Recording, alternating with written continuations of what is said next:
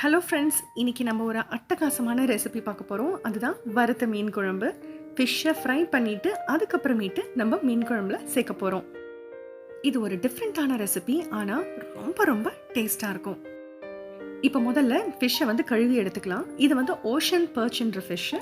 நம்ம சங்கரா மீனுக்கு ஈக்குவலாக இருக்கும். குழம்புக்கும் வறுவலுக்கும் சேர்த்து நம்ம ஃபிஷ்ஷை ரெடி பண்ணிடலாம். இப்போ ஃபிஷ்ஷை நல்லா அலசி கழுவுனதுக்கப்புறமேட்டு 1 டீஸ்பூன் அளவுக்கு உப்பு, அரை எலுமிச்சை சாறு, அதுக்கப்புறமேட்டு ஒரு அரை டீஸ்பூன் அளவுக்கு மஞ்சள் தூள் சேர்த்து நல்லா பெரட்டிட்டு கொஞ்ச நேரத்துக்கு அப்புறமேட்டு மூழ்கிற அளவுக்கு தண்ணியில் இதை ஒரு 4லிருந்து 5 நிமிஷம் அப்படியே ஊற விட்டுறலாம். அதுக்கப்புறமேட்டு இதை கழுவி நல்லா ஸ்ட்ரெயின் பண்ணி எடுத்துக்கலாம். வறுவலுக்காக இருந்தாலும் சரி, குழம்புக்காக இருந்தாலும் சரி, ஃபிஷ்ஷில் நீர் தங்கக்கூடாது. ஸோ நல்லா ஸ்ட்ரெயின் பண்ணிடலாம். அதுக்கப்புறமேட்டு நமக்கு தேவையான புளியை ரெடி பண்ணிக்கலாம். புளி பார்த்தீங்க அப்படின்னா ஒரு சின்ன எலுமிச்சங்காய் அளவுக்கு புளி எடுத்துக்கலாம். புளியை அலசிட்டு இந்த மாதிரி ஒரு அரை மணி நேரம் ஊறினா தான் இந்த அளவுக்கு நமக்கு கரைசல் கிடைக்கும். குழம்புக்கு தேவையான மற்ற இன்க்ரீடியன்ஸ் பார்த்துக்கலாம். இப்போது இந்த மாதிரி மீன் குழம்பு பார்த்தீங்க அப்படின்னா சின்ன வெங்காயம் போட்டு வச்சோன்னா ரொம்பவே ருசியாக இருக்கும். ஸோ இதுக்கு நான் என்ன பண்ணியிருக்கேன்னா ஒரு 10 சின்ன வெங்காயம் எடுத்திருக்கேன். அதுக்கப்புறமேட்டு ஒரு 5லிருந்து 6 பூண்டு பல், 2 குண்டு தக்காளி. இது நாட்டு தக்காளியாக இருந்தால் ரொம்பவே நல்லாயிருக்கும். அதுக்கப்புறமா பெரிய வெங்காயத்திலேயே ஒரு சின்ன சைஸ் வெங்காயம் எடுத்து அதில் பாதி வெங்காயம் அளவுக்கு மட்டும் எடுத்திருக்கேன். முதல்ல தக்காளியும் அந்த பெரிய வெங்காயம் ஒரு பாதி வெங்காயம் வச்சிருந்தோம் இல்லையா, அதையும் மிக்ஸி ஜாரில் போட்டு நல்லா அரைச்சிக்க போகிறோம். இது திரியாக அரைச்சிக்க கூடாது, ஓரளவுக்கு நல்லாவே அரைச்சிக்கலாம். திரியாக இருந்ததுன்னா நம்ம குழம்புல கீழே மண்டி மாதிரி தங்கும். இப்போ அடுத்து நம்ம இந்த வறுவலுக்கும் சரி, நம்ம குழம்புல போடுற ஃபிஷ்ஷுக்கும் சரி, நம்ம வறுத்து தான் எடுக்க போகிறோம் இல்லையா, அதுக்கு தேவையான மசாலா கலவையை ரெடி பண்ணிக்கலாம். 2 டேபிள் ஸ்பூன் அளவுக்கு மிளகாய் தூள், 1/4 டீஸ்பூன் அளவுக்கு மஞ்சள் தூள், 1/4 டீஸ்பூன் அளவுக்கு கரம் மசாலா தூள், 1/4 டீஸ்பூன் அளவுக்கு மிளகுத்தூள், அதுக்கப்புறமேட்டு ஒரு அரை டீஸ்பூன் அளவுக்கு ஜீரகத்தூள், ஒரு 1/4 டீஸ்பூன் அளவுக்கு இதில் உப்பு சேர்த்துருக்கேன் நம்ம குழம்புக்கு. அதுக்கப்புறமேட்டு இது ஃப்ரைக்கு நம்ம பிரித்து வச்சுருக்கோம்.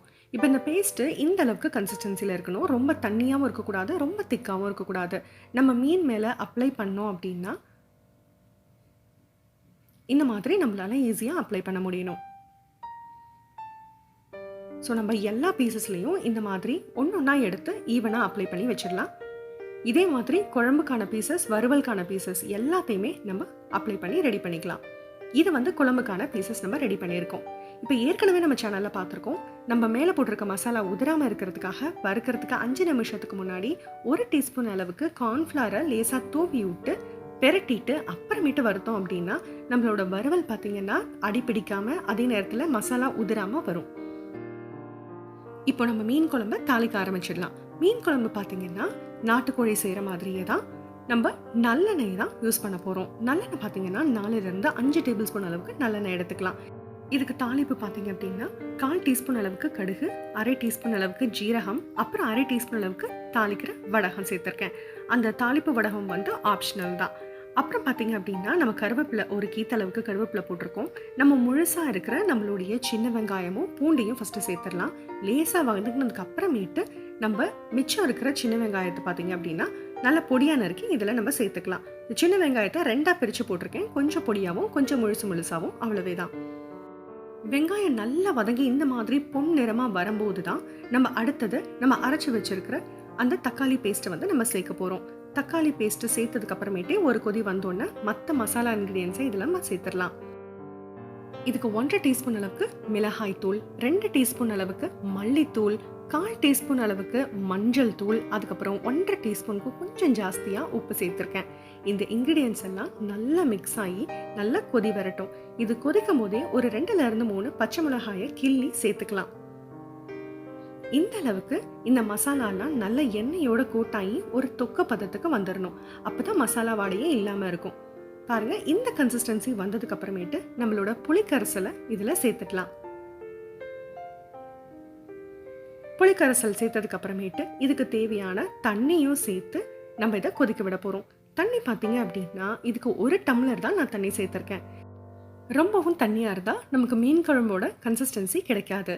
இப்போ இதை நல்லா கொதிச்சுட்டு இருக்கட்டும். இந்த சமயத்தில் நம்ம வறுக்க ஆரம்பிச்சிடலாம். குழம்புக்கு எடுத்து வச்சுருந்த பீசஸை நம்ம வறுக்க ஆரம்பிச்சிடலாம். இந்த வறுவலும் பார்த்தீங்கன்னா ஃபுல்லாக வறுபற்றக்கூடாது.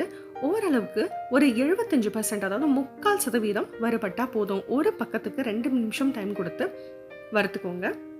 இது இன்னும் ஃபுல்லாக கோல்டன் ப்ரௌன் ஆகலை. இப்போ அந்த டைம்லேயே நம்ம இதை எடுத்து வச்சிட்டோம் ஒரு பேப்பர் டவலில். நம்மளுடைய மீன் குழம்பும் நல்லா கொதிச்சிருச்சு. இந்த கன்சிஸ்டன்சி நல்லா பார்த்துக்கோங்க. இந்த கன்சிஸ்டன்சி வந்ததுக்கப்புறமேட்டு நம்ம ஃப்ளேமை நல்லா சிம்முக்கு மாற்றிட்டு நம்ம வறுத்து எடுத்து வச்சுருந்த பீசஸை இதில் ஒன்று ஒன்றா நம்ம ஆட் பண்ணிடலாம்.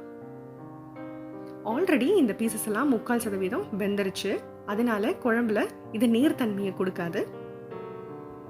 ஒரு 5 நிமிஷம் வெந்தா போதும், குழம்பு வந்து சூப்பரான கன்சிஸ்டன்சிக்கு வந்துடும். அவ்வளவேதான், நல்ல எண்ணெய் தெரிஞ்சு வந்துருச்சு.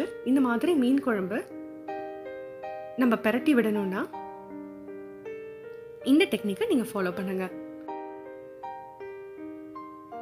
அவ்வளவேதான், நம்மளோட வறுத்த மீன் குழம்பு சூப்பராக ரெடி ஆயிடுச்சு. ஒரு அரை தக்காளியை அங்கங்கே கீறி போட்டுருங்க, பார்க்கறதுக்கு ரொம்ப நல்லா இருக்கும். கொத்தமல்லி தலை தூவி இதை கார்னிஷ் பண்ணிடலாம். சூப்பராக இருக்குங்க. இதில் மீன் வந்து போட்டதுக்கு அப்புறமேட்டு குழம்பு நீர் தூடுன்ற பிரச்சனை இருக்காது. அதே மாதிரி சில மீனெல்லாம் வந்து ரொம்பவே உடையும், பெங்காலி கட்டுன்னு சொல்லுவாங்க இல்லையா, அந்த மாதிரி சதைப்பத்தா இருக்கிற மீனை வாங்கி அதை எப்படி குழம்புக்கு யூஸ் பண்ணணும்னு நினைக்கும் போது இந்த மாதிரி வறுத்துட்டு சேர்த்தோம் அப்படின்னா மீன் துண்டுகள் வந்து உடையாம நல்லா குழம்புல நிற்கும். அவ்வளவே தான். இது நம்ம ஃப்ரைக்கான பீசஸ் சூப்பராக நம்ம வறுத்துட்டோம். அப்பளம் இல்லாமல் மீன் குழம்புல